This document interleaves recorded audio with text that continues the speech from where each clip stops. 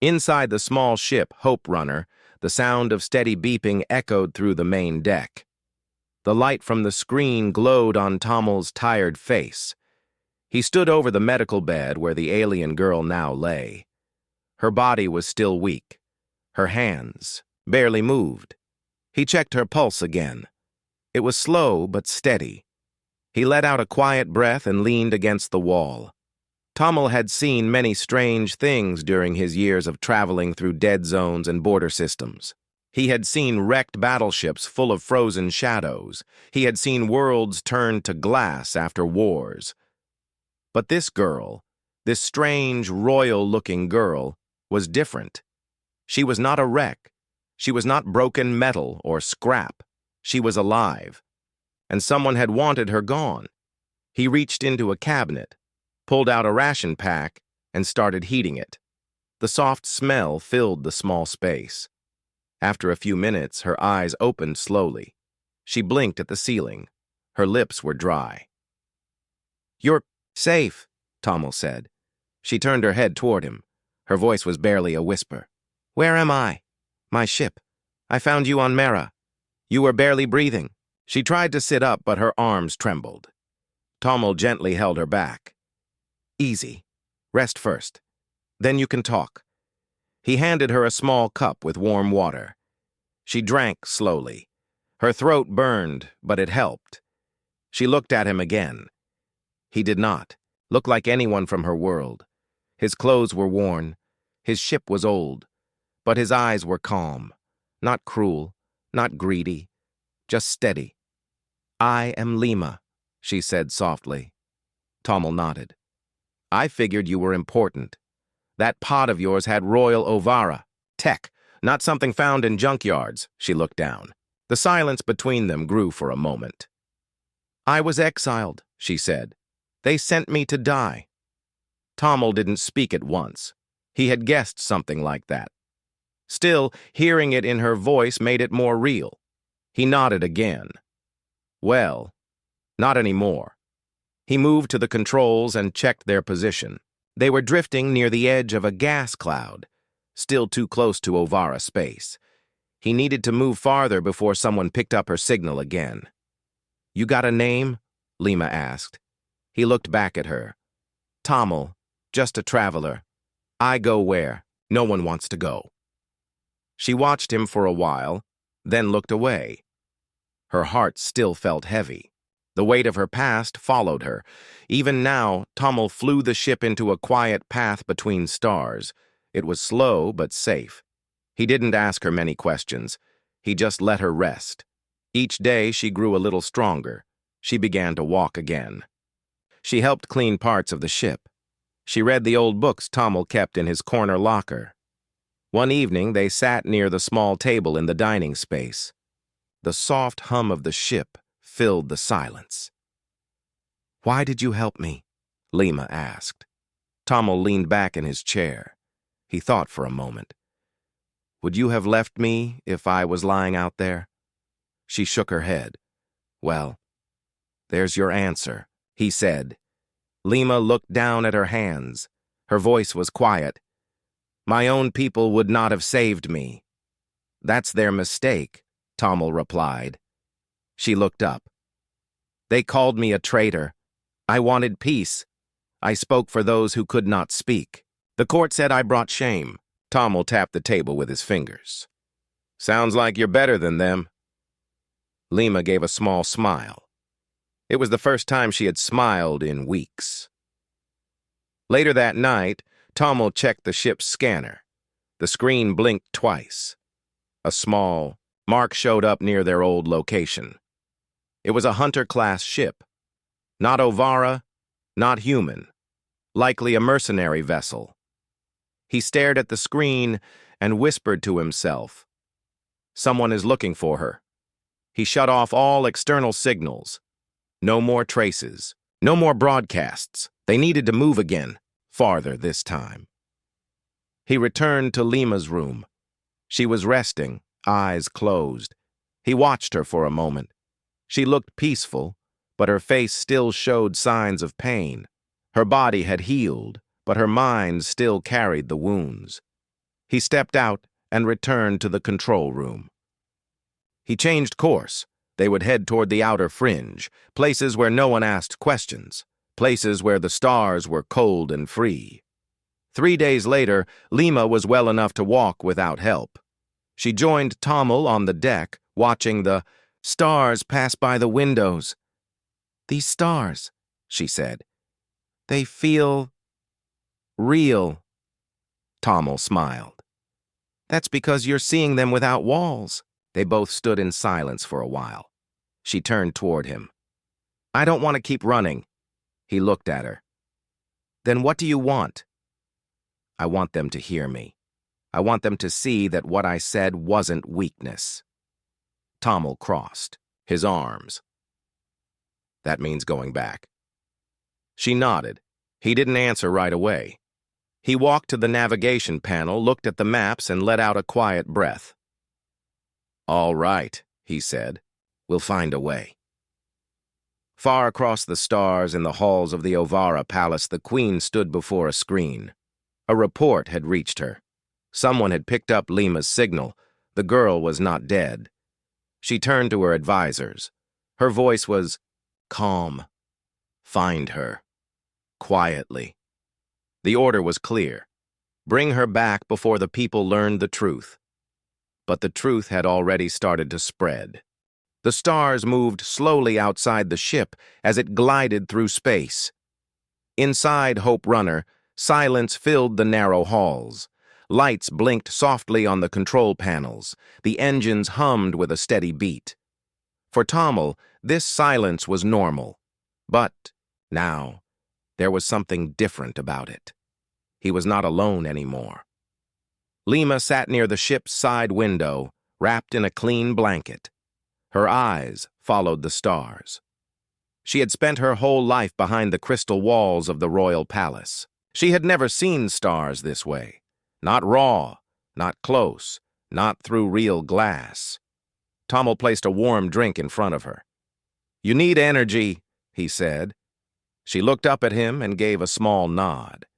She held the cup with both hands and took a slow sip. The heat helped her feel alive.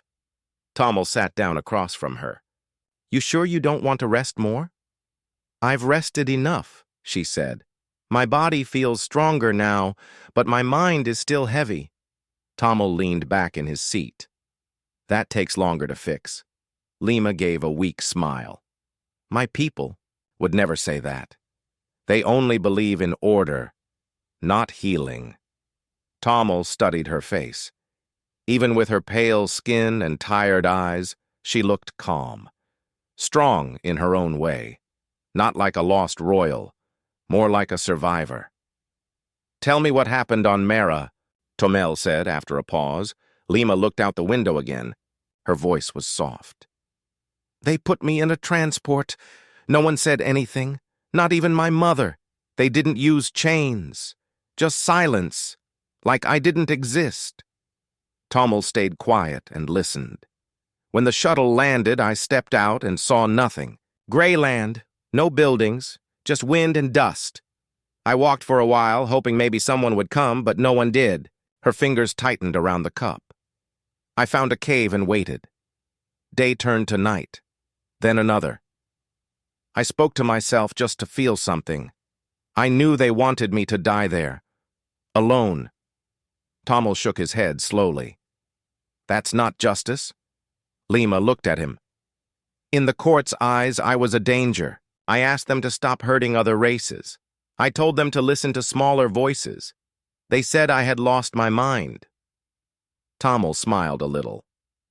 "Sounds like you found it." She blinked and then looked down. Her voice dropped again. "I thought I was going to die. I had accepted it. Then I saw your face. I thought maybe I was dreaming." Tommel nodded. "You weren't dreaming. You were lucky." "Was it luck?" she asked. "Or was it something more?" Tommel didn't answer. He didn't. No. He had followed a weak signal on a quiet day. Something had pulled him there. Maybe it was luck. Maybe it was something else. The ship drifted close to a trade post in neutral space. Tommel needed supplies, fuel, water, and some medical packs. He didn't plan to stay long. Places like this weren't always safe, but they were useful. He turned to Lima. "I'll go out alone. You stay inside. If anything feels wrong, lock the door." She nodded. "I understand." Tommel grabbed his coat and stepped out into the docking tunnel. The trade post smelled like smoke and grease. Merchants shouted prices, and old machines hissed in the background. Tommel moved through the crowd with a calm step. He knew how to blend in. He picked up what he needed and headed back. But just before he reached the dock, he paused. Two men stood near his ship. Their armor looked worn, but dangerous. Not guards, not traders, mercenaries. One of them held a scanner. Tommel watched from behind a stack of crates. He listened carefully. "It's her," one of them said. "Signal matches the royal code. That girl is on this ship." Tommel's eyes narrowed. He moved quietly behind them and dropped a small tool near their feet. The sound made both men turn. He used the moment to slip around the corner and rush back to his ship from the other side. Inside, Lima stood near the window. She had seen the two strangers. "We have to go," Tommel said. She didn't ask questions. She moved fast. Tommel jumped into the pilot seat and powered the engines. The ship shook as it pulled free from the dock. Behind them, the two mercenaries opened fire, but their weapons bounced off the ship's armor. "Hold on!" Tommel shouted. The ship shot forward. Space blurred outside. They moved through a narrow path between cargo routes and deep clouds. The danger passed after a few minutes, but the tension remained. Lima stood beside him. "They were looking for me." Tommel nodded. "Someone sent them." "Then it's not just exile anymore," she said. "Now they want me silenced." Tommel looked at her. "Why would they go this far?" "Because I spoke the truth," Lima said. "And now I've survived. That's a threat to the court." Tommel leaned back in his chair. "Then we don't run anymore. We get smarter." Lima looked at him, her eyes sharp with thought. "We find the truth. We show the Empire what they fear, not through war, through voice." Tommel smiled. "All right. I like that better than running." She reached out and placed her hand on the edge of the console. "Then we start now, together." Tommel turned the ship away from the known path. He opened a new map. A secret channel used by smugglers, explorers, and outcasts. "This way's harder," he said. Lima looked at the stars ahead. "That's fine. I've walked through worse." Far away, inside a cold war room on Saratis, Queen Atron stood before her council. Her voice was steady. "The girl lives. The mercenaries failed. Find her again. No mistakes." The council nodded. But deep within the city, whispers had already started. Some young officers questioned the exile. A few scholars asked for records, and in the outer rings, some workers had already heard a name they thought was gone. Tommel sat at the ship's main control panel, watching the blinking light of the new route. The path ahead was dark, with no registered signals. This was not a place for trade or travel. It was a forgotten corridor between systems, only used by smugglers or lost wanderers. Behind him, Lima stood quietly, holding a map reader. She had connected it to the old Ovara network, still hidden in her bracelet. Her hands moved fast as she pulled forgotten data from it. Tommel glanced back. "You sure that thing still works?" Lima nodded. "It's royal tech. Even Exiled didn't remove its link to hidden records." Tommel smiled. "Useful exile gift?" Lima looked at him. "They thought I wouldn't survive long enough to use it." Tommel said nothing. He respected her silence. She had been pushed, out, left to die. But here she was, using their own tools to walk back toward the truth. She pulled up a map of a place called Vire Station. It was an old Ovara listening post, no longer used, floating near the edge of a nebula. "We'll find records there," she said. "It holds the Council's early votes, including ones about secret attacks. If I can prove the Empire acted against peaceful colonies, people might listen. Tommel nodded. If we can get inside. Lima's eyes narrowed. I will find a way.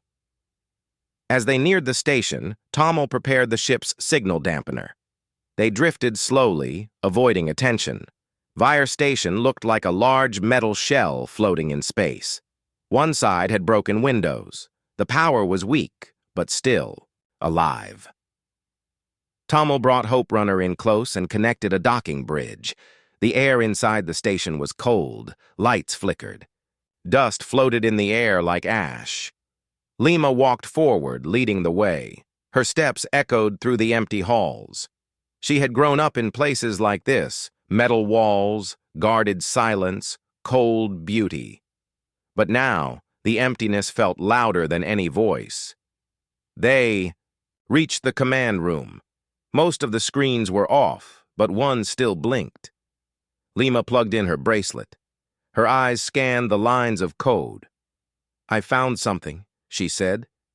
Tommel stepped beside her. The screen showed a series of orders sent 5 years ago. A list of colonies marked as uncooperative, followed by silent strike authorizations. None of them had ever reached the news feeds. Lima's name was shown below one of the refusals.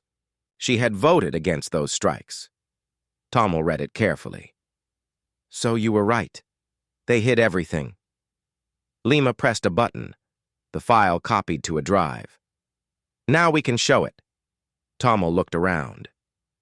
We should go before someone else shows. Up. As they turned to leave, a sound echoed through the station. Boots. Heavy. Close. Lima and Tommel ducked behind a pillar. A small team of armed mercenaries stepped into the command room. They wore red and black armor, not royal, but clearly hired for this task. They're here, one of them said. The ship is still docked. Tommel held his breath. He whispered, They followed us. Lima clenched the drive in her hand. We can't let them take this. Tommel nodded. Follow me. He led her down a side tunnel, past broken doors and loose wires.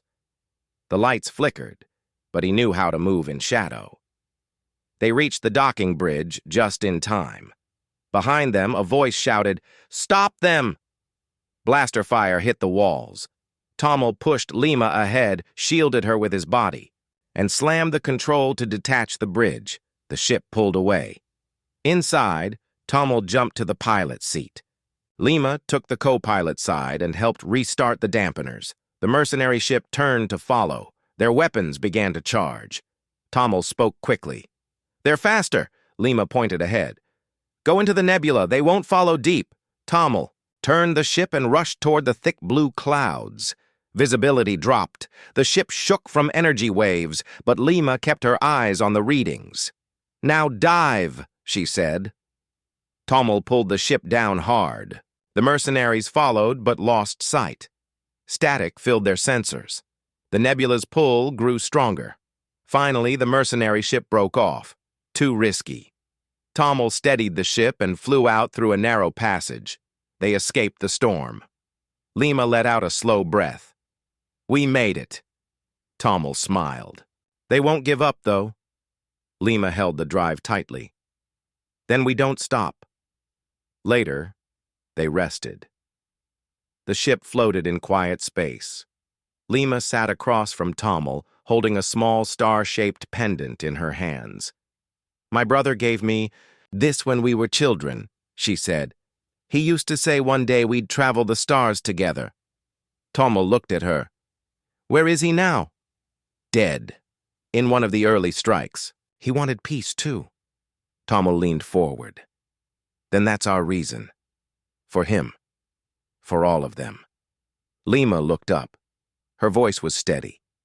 I used to believe power came from the throne. Now I know it comes from truth. Tommel nodded.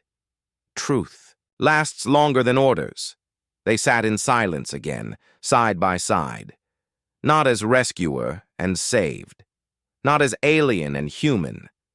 But as two people bound by purpose. Far away, deep in the halls of Saratus, the Queen stood before a private screen. A single file had reached her hands. The drive Lima now held. Someone inside had shared it. A leak from the lower ranks. Her face remained calm, but her fingers tightened. She turned to her guards. Control the story. Seal the records. Deny the file's truth. But her voice no longer reached every corner of the empire. In the lower cities, workers whispered about the exiled princess. In small markets, someone had painted her symbol on a wall. A fire had begun, small but growing. The stars outside looked quiet. But Tommel knew peace in space never lasted long. After escaping the nebula, Hope Runner now floated near an old asteroid field, hidden between weak trade lanes. No colonies nearby, no patrols. Just silence and floating rock. Inside the ship, Lima worked at the back console. She copied the evidence again, placing it into 2 more data drives. One she hid in her boot. The other she placed under a floor panel in the sleeping quarters. She knew what she held was powerful. But power meant danger. Tommel entered with 2 food packs. He handed one to Lima. She opened it slowly, eyes still on the panel. "We need a way to send this out," she said. Tommel sat across from her. "We can't use open channels. They'll trace us in seconds." "There must be something. A relay. A neutral ship. Anyone willing to spread the message," Lima replied. Tommel thought for a moment. "There's one place.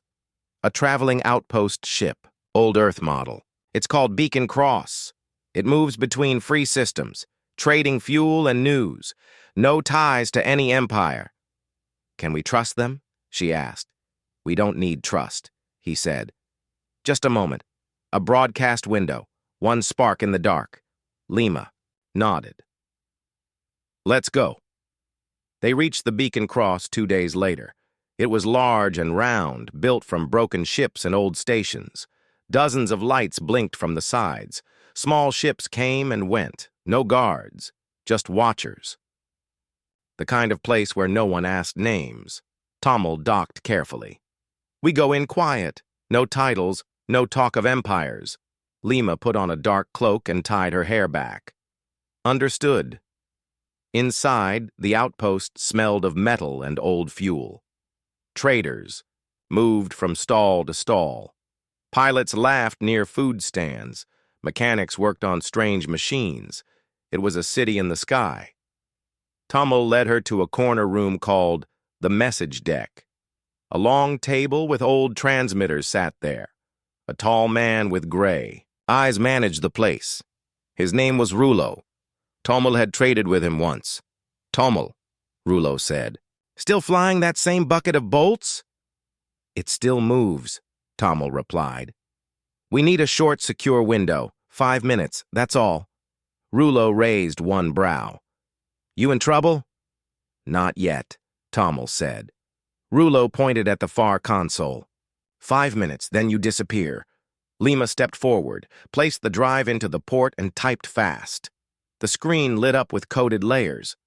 She set the message to spread across hidden paths, small signals that would jump from ship to ship, station to station. "Almost done," she said. Just then, an alarm sounded from the main hall, loud and sharp. Tommel grabbed Lima's arm and pulled her away from the console. "What is it?" she asked. Tommel looked through the small round window.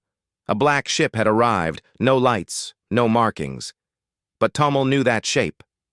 Mercenaries, same ones from Vire Station. Inside the Beacon Cross, panic spread. Traders ran. Guards pulled down doors. But the mercenaries did not attack. They walked slowly through the outpost, scanning faces. "They're looking for you," Tommel said. "We need to move." "But the upload," Lima said. "It's enough. If the signal starts, others will carry it. Time to go." They moved fast through a side hallway. Tommel led her toward the engine decks.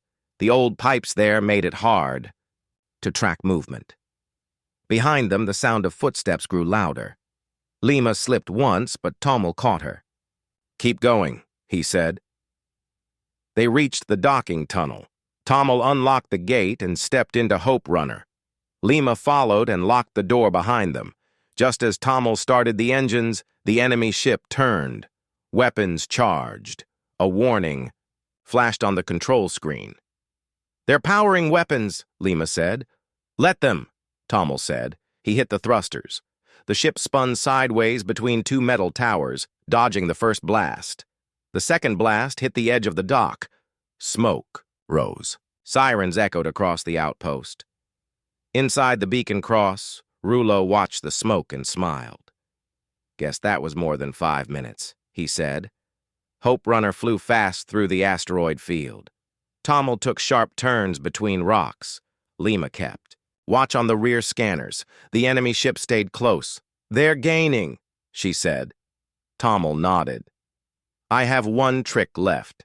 He opened a panel and activated an old system called the Scatter Core. It sent out dozens of small metal drones, each carrying a copy of the ship's heat signal. The field lit up with false targets. The enemy ship fired, hitting 2 decoys. The real ship dove under a large asteroid and vanished from their sight. After a few long minutes, the scanner turned empty. The black ship gave up. Lima let out a breath. That was close. Tommel leaned back. Too close. She looked at him. "But the signal went out." He smiled. "It started the fire."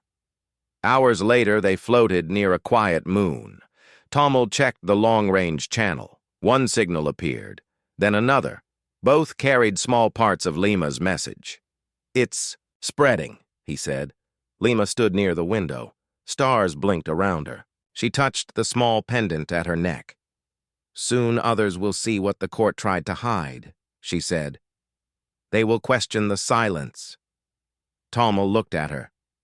"What will you do then?" "I will return," she said. "Not to take back a throne, but to face the truth." Tommel nodded. "Then I'll fly you there." Back on Saratus, Queen Atren stood before the grand chamber. A screen played a message, Lima's voice, her face, her words, the proof. The silence in the room was deep. The queen turned to her guards. "Block the signal." One guard hesitated, then obeyed. But outside the palace, thousands had already seen it. In markets, in ports, in schools, people whispered a new name. Not rebel, not exile. The sky of Saratus glowed with quiet fire. The golden towers of the capital still stood tall, shining under the soft light of the twin suns. But something had changed. The streets below were not silent anymore. People talked in low voices. Some gathered in corners. Others passed small screens from hand to hand.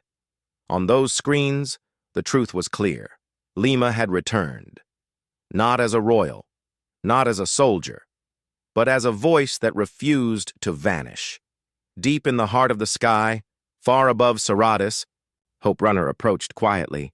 Tommel guided the ship through a hidden entry path.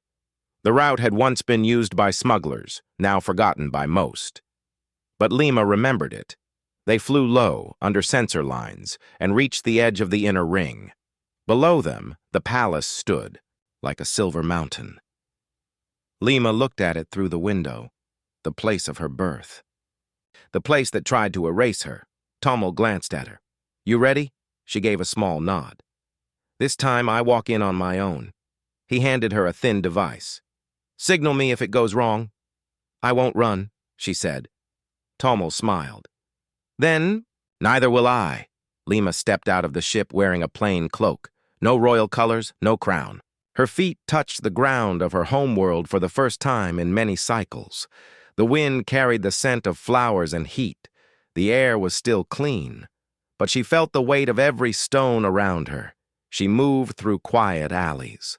Some faces turned. A few recognized her. They didn't shout. They didn't point. They simply watched. One older woman bowed her head slightly. A young worker stepped back to let her pass. The guards at the palace gates raised their weapons as she approached. "Halt," one said. "I am Lima," she answered. "Daughter of Queen Atren. I come to speak before the court." The guards looked at each other. One of them opened a communication link. Inside the palace, Queen Atron stood with the council. The news had reached her before Lima even touched the gate. "She comes with nothing," a counselor said. "No army, no weapons." "She comes with the people," another said. "And the people are listening." The queen turned toward the hall doors. "Let her in!" The doors opened with a deep sound. Lima stepped into the grand chamber, the same hall where she had once stood before the council, where she had been judged in silence. Now she stood straight, head high, cloak still wrapped around her shoulders. Queen Atron sat on the high throne, silent. Around her, the 12 council members watched with careful eyes. "Why have you returned?" the queen asked. Lima walked forward. "Not to beg, not to reclaim a title. I returned to finish what I started." The hall stayed quiet. "I spoke for peace. I was cast out. But truth does not vanish with exile." She pulled the small drive from her cloak and placed it on the table in the center of the room. "These files show the truth. Unmarked attacks, hidden orders, votes buried, names lost." The council did not move, but their eyes shifted. Some leaned forward slightly. "You broke the law," one counselor said. "I broke silence," Lima answered. "That is not the same." Queen Atron stood slowly. Her voice remained calm. "You spread fear across the empire. You weaken us with doubt." "No," Lima said. "I gave the people something real. They are not afraid. They are awake." One young counselor rose to speak. "She is not wrong. The people want answers. They want to know why colonies fell, with no record. Why voices went missing." Another counselor stood. "This cannot be hidden any longer." Queen Atron's eyes narrowed. "You speak as if I feared her return." Lima stepped forward. "I do not speak against you as a daughter. I speak as a citizen. This empire must change, or it will break itself." The queen was silent. Her hand tightened on the edge of her seat. "I gave you everything," she said, "and you chose the outsiders over your own blood." "I chose what is right," Lima said, "not what is easy." The queen looked around, her voice lowered. "And what now? Do you claim the throne?" Lima shook her head. "No, I claim my voice. The rest is up to the people." Outside the palace, thousands had gathered. They watched the court session live on the city walls. For the first time in years, the chamber feed had been made public. People stood still. Some cried. Others held each other. When Lima's words echoed through the city, something shifted. The silence that had ruled for so long began to fall. Inside, the queen stepped down from the throne. She walked toward Lima. The chamber held its breath. "I cannot undo the past," the queen said. "Then don't," Lima said, "but help shape the future." For the first time, the queen looked at her daughter not with pride or anger, but with something deeper. A kind of quiet understanding. She turned to the council. "Let the records be opened. Let the voices be heard. If this empire is to live, it must listen." Later that day, as the sun set behind the towers, Tommel stood near the ship. The city below was brighter now, less guarded, more alive. Lima walked toward him. She was still in her cloak, but her steps were lighter. "It's done," she said. Tommel smiled. "Didn't think I'd see the day."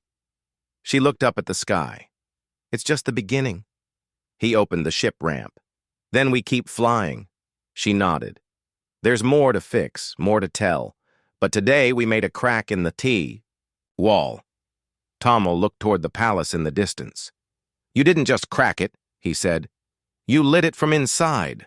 The city of Telvara Prime was alive like never before. The golden towers shone in the morning light.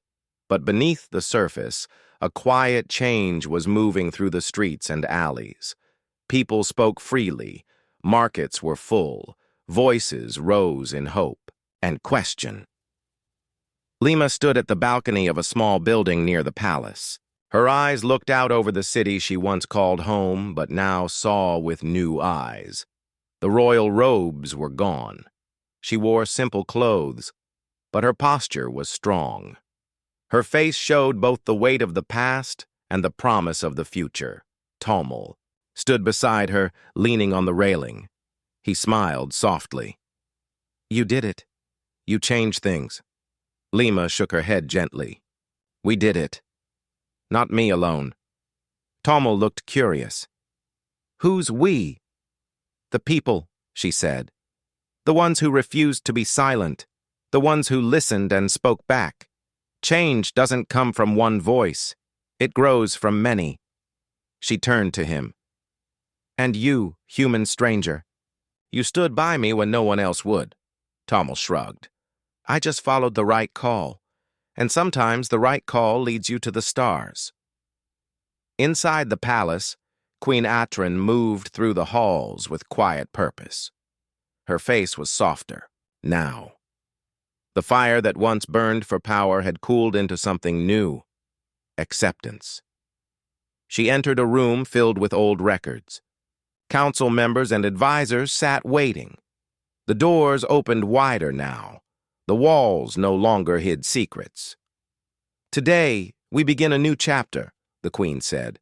"One where truth is the foundation, where the people's voices are heard, where mistakes are faced and healing begins." The council nodded. Some faces showed hope, others showed doubt. But the path was clear. Lima's return had changed the court, but change was never easy. It required patience, courage, and trust. Days passed. The city held gatherings in squares and halls. Stories were shared, questions asked. The empire began to see itself through different eyes. Lima worked with the people. She listened more than she spoke. She met workers, teachers, and families. She learned of struggles hidden beneath the shine of the towers. One afternoon, she visited a small school on the edge of the city. Children gathered around as she told stories of stars and courage. She spoke of hope and the power of truth. A young boy raised his hand. "Will the empire be kind now?" She smiled. "Kindness grows when we choose to listen, when we open our hearts and minds." The children clapped. Their laughter filled the room with light. Tomel and Lima stood on the ship's deck one night. The stars stretched endlessly above them. The galaxy was still vast and full of unknowns. "What will you do next?" Tomel asked. Lima looked at the stars, her voice steady. "I will travel. I will find those still forgotten, those whose voices are quieted by fear or silence. We have started here, but the journey is long." Tomel smiled. "Then I'll fly with you." She turned and nodded. Together. The ship's engines hummed softly. The future was wide open, no longer ruled by fear or silence, but by hope and courage. Far across the empire, whispers of change grew louder. Other worlds watched the story of the exile who returned. Some leaders wondered what it meant for their rule. Some people dared to believe in a better tomorrow. In the halls of power, old alliances shifted. New ideas took root. The empire was beginning to grow, not just in strength, but in heart. Lima's story became a light for many. A reminder that no matter how dark the silence, one voice can ignite a new dawn. As the twin suns rose over Saratis, Lima and Tomel prepared to leave the city behind. Their ship was ready. The stars called to them. Lima looked back at the glowing towers one last time. "Home will always be a place of change," Tomel grinned, "and the stars will always be a place of hope." Together they stepped into the ship. The engines roared softly, lifting them into the sky. The galaxy awaited.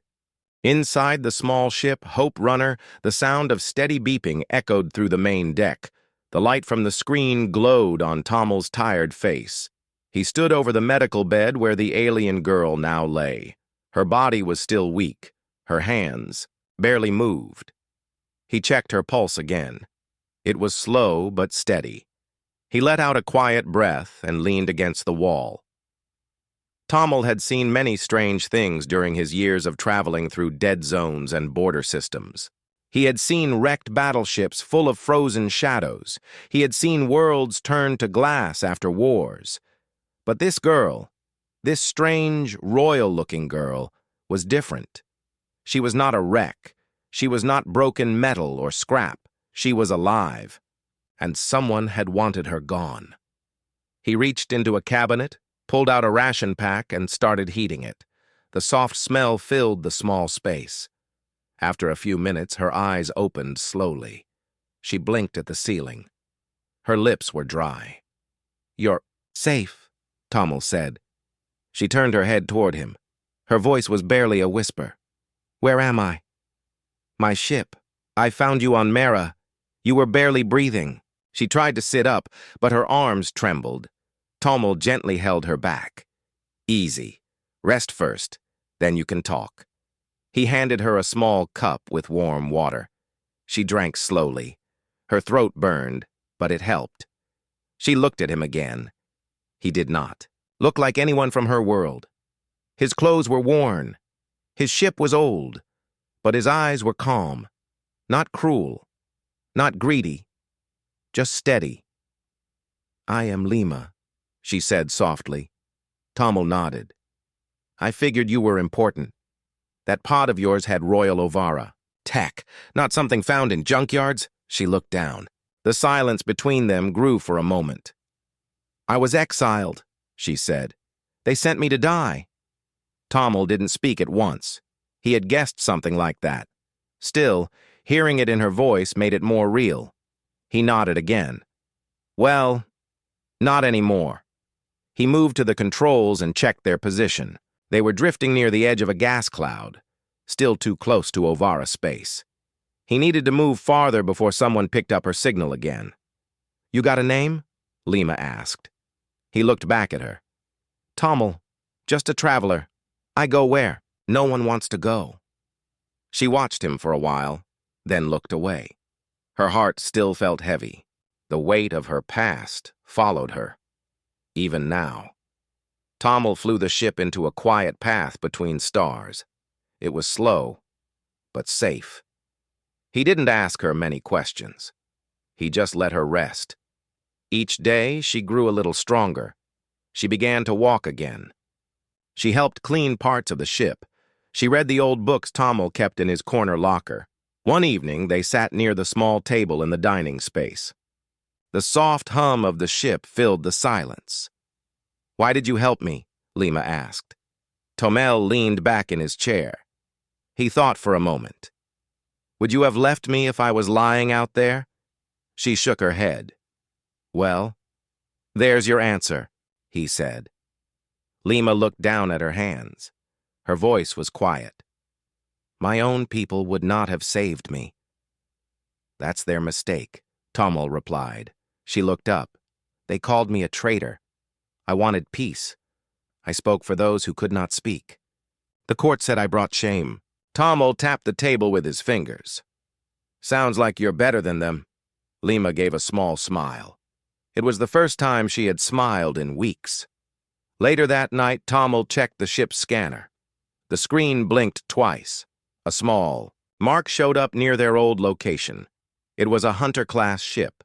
Not Ovara, not human. Likely a mercenary vessel. He stared at the screen and whispered to himself. Someone is looking for her. He shut off all external signals. No more traces.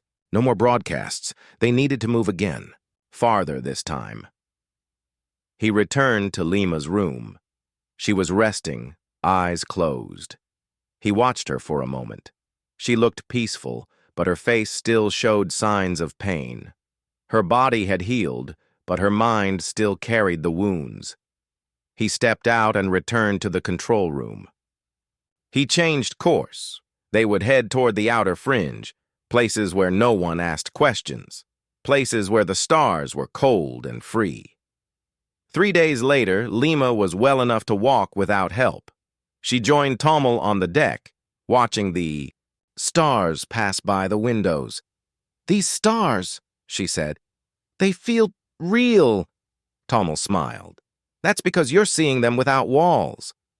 They both stood in silence for a while. She turned toward him. "I don't want to keep running." He looked at her. "Then what do you want?" "I want them to hear me. I want them to see that what I said wasn't weakness." Tommel crossed his arms. "That means going back." She nodded. He didn't answer right away. He walked to the navigation panel, looked at the maps, and let out a quiet breath. "All right," he said. "We'll find a way." Far across the stars, in the halls of the Ovara Palace, the Queen stood before a screen. A report had reached her. Someone had picked up Lima's signal. The girl was not dead. She turned to her advisors. Her voice was calm. "Find her, quietly." The order was clear. Bring her back before the people learned the truth. But the truth had already started to spread.